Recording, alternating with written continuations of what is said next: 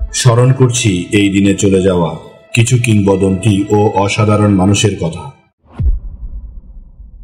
প্রখ্যাত ইতালীয় কবি দান্তে আলিগিয়েরি 1321 সালের 14 সেপ্টেম্বর মৃত্যুবরণ করেন। তাকে ইতালীয় ভাষার পিতা হিসেবে বিবেচনা করা হয় এবং তার মহাকাব্য ডিভাইন কমেডি বিশ্ব সাহিত্যের এক অনন্য রত্ন। এই রচনাটি মধ্যযুগের ধর্ম, নৈতিকতা ও মানব জীবনের গভীর দার্শনিক অনুসন্ধান হিসেবে প্রতিষ্ঠিত।